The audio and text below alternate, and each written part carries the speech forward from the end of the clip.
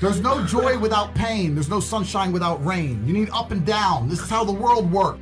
As a man, you must build yourself. And I agree that society puts huge pressure on men, and it's time for men to perform. As a man, you either perform or you don't. There's no safety net. The men who say, I can't feel like it, cannot compete with the men who do not say that.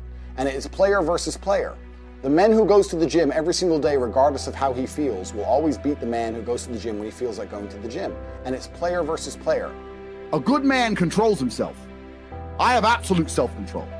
Emotional control is absolutely and utterly important as a man. You need to understand as a man, there are certain principles under which you act, regardless of how you feel. Bam. I can wake up in a terrible mood. Yes. I can wake up sad. I can ache. I can have a busy day, stressed, etc. I will complete the same tasks as if I woke up in a fantastic mood. I'll do the same things because how I feel has no bearing on the things I'm going to do in my day because I have duty to myself. There is no light without dark. You will not appreciate your six-pack unless you didn't have one and you had to earn it. That's how the world works. So when I talk to these dudes like, oh, but it's, you know what, Tate, yeah, I agree, but you know, it's hard. Of course it is, it's supposed to be. And if you're not cut out for it, then fuck off and live a normal existence and die. Sit there, letting other men enjoy the spoils of being a man and fucking die. If that's what you want to do, is just sit there and exist and then fade into history unremembered. That's your decision. If you want to level up your character, then you need to get out here and do it. You need to be around brave men. You need to get some balls. You need to get your network together. You need to be paying attention, listen to the truth, humble yourself, stop sitting there with an ego. That's the game. But I made myself this way. I wasn't born this way. I absolutely and utterly made myself this way. And any single one of you men out here can do the same thing. I was always looking for, I wouldn't say happiness or contentment, but I was always looking to try and break out of the 9 to 5, just the normal monotony of day-to-day life. I think that men have a very unique life path, and it's very difficult to try and achieve status as a man. It's not easy to stand out from the crowd. And even what women expect of an important man, you need to be smart, charismatic, intelligent, strong, have a nice car, nice apartment, good network, good friends. You need to be able to handle stress. You need to be competent. There's so many things you need to be able to do. It's difficult for a young man to even have all these things. You need to start leveling up your mentality, your spirituality. You need to level up your ability, physicality. There's so many different ways you can level up, like a video game character, right? Once you have all the unlimited money, you can then start ticking all the stack boxes. Knowledge. When guys say to me, okay, well, how do I make women respect me? Well, I say, well, how do you respect yourself? That's the first thing. No one's gonna respect you if you don't respect yourself. Do other men respect you? Like, how do you act in a way that commands respect from anybody? I say, look, if you focus on yourself and make yourself being who you are, and being a high value male, women will detect it and it won't be so difficult for you. You have to respect yourself first. And how does a woman respect a man? When she sees that he respects himself and other men respect. You need to understand that the world you live in as a man, in my personal view, has been very purposefully constructed. And it's been constructed in a way to destroy your masculine power. And the future of the world, especially in the West, is a further encroachment on your sovereign ability, your sovereign thoughts, your base instincts, the things that make you happy. Absolutely nobody is concerned with male happiness on any level. They don't want you to be happy. They want you to be miserable, a miserable slave in a tax bracket. And you have to understand this. And the only way you can combat against it is to take significant action. You have to take significant action. You have to use the internet. It's the tool they're using. The internet is the tool they're using to brainwash the masses. You need to combat it and use their own tool against them to seek out the kind of information, knowledge, and friends that you need to have around you. You are going to be the sum of the 5 people you spend the most time with. So that, if everyone understands that, as an intelligent person, you're going to be extremely careful and you're going to curate heavily the 5 people you hang around with. So you need to be aware of what's happening around you, and you need to curate for yourself a social network of people who understand that and are doing their best to combat that.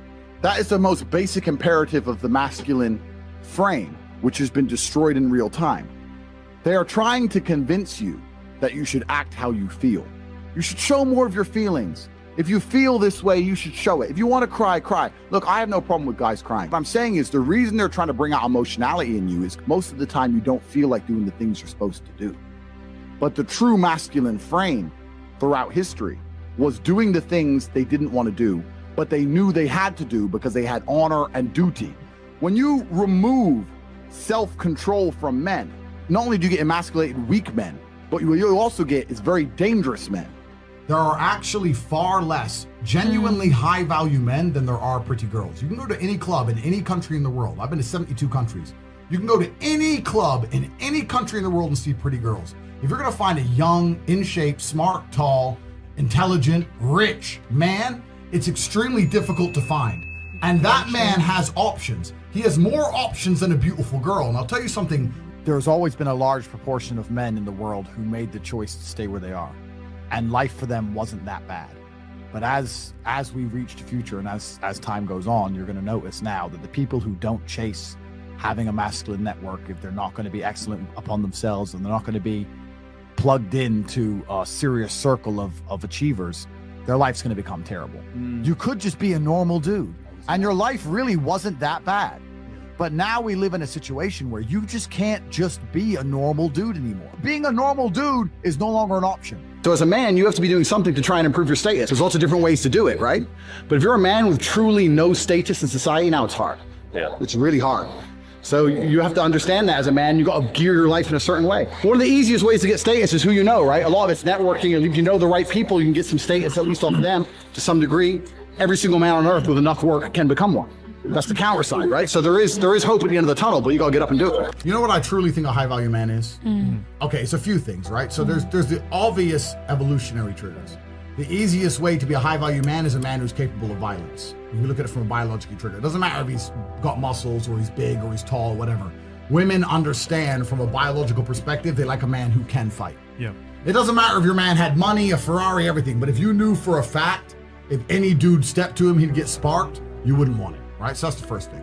We're suffering from cowardice. We talk about all the problems in the world, and it's easy to talk about them all. But you can narrow them all down to the exact same thing. Cowardice, masculine cowardice, all of it. All of this is masculine cowardice. That's all it is. And you're not going to be able to imitate being a G. You have to go out there and you have to suffer as a man. You got to go through trauma to be a G as a man. Too many dudes out here are trying to imitate. That's what all this is. You're talking about game. You're trying to be something you're not. The real game is to be the man. That's the game. As a man, you need to go through trauma. You need to go through difficult periods. You need to go through things which are extremely uncomfortable to become any kind of man of value. Every single woman on this panel, if you were to ask her to describe the kind of man she wants, she would describe a man who she thinks makes her feel safe, who is dominating, who is smart, who is charismatic, who is interesting, etc. You cannot be all of those things by accident. Any man who grows up with a very, very easy life, who never goes through anything, who's born with a silver spoon in his mouth, is the exact kind of punk bitch these women don't want to touch, right? As a man, you need to suffer and you will survive, and you need to internalize it, not become a weirdo, accept that the trauma was going to make you strong enough to become the kind of man that's respected by society, and you need to use it for your own advantage. As a man, if you have not been through extremely difficult processes, you're never going to be a high-value man. So when you ask me that question, the answer is an answer you're not hoping for, because likely you've been avoiding trauma your whole life. Life is difficult. Everyone has bad news all the time. Things happen to people, and things are going to happen to everyone. And even if you live the perfect life, you're still going to have bad experiences because everything's relative. When people talk about toxic masculinity and all this garbage, and we need to make men more feminine, that's not going to make men. It's not going to make the world safer. Having a whole bunch of men who give in to their emotions instantly is going to create more monsters. The reality of masculinity is controlling your emotions. This is the reality of being a man. The tenets of masculinity since the dawn of time have been, I was afraid, but I did it anyway. This is the tenets of masculinity. Courage. That's what courage is. I was afraid to storm the beaches of Normandy, but I did it anyway. I was afraid to stay on the Titanic, but I did it anyway. This is the whole tenets of masculinity, and now they're saying, oh, if you're afraid, just act afraid, be a pussy. I'm at a point now where I'm working for, it's pointless. Money's just fruitless, I don't need it. But I can't not do it, I have to. I don't know why I am exactly the way I am. Because I'm a very happy person, but I'm not content. Does that make sense? I'm very happy. I'm not miserable. I'm not depressed in any way. I'm super happy, but also I'm not content. There is no quick fix. There is no replication. There's no way you can falsify on a long enough timeline. So the answer is, if you want to be a man of distinction, you need to go and suffer. That's your answer. One of the only things in this world you can control is your state of mind. You can't control the weather. You can't control other people. You can't even control your health. One of the very few things in the world you have genuine control over is your state of mind. You decide if you're a disciplined person. You decide if you're a happy person. You decide if you're a depressed person. These are things that in real time you can affect in your brain. This is all you can control on Earth. If you can't control that, then you're just a feather in the wind. And life's going to blow you around, and you might land somewhere good, you might land you don't. Nobody knows. I was a 4-time kickboxing world champion. For 12 years, I trained 5 hours a day, 6 days a week. And I was motivated to train probably about 25% of the time. The rest of the time I went because I am disciplined.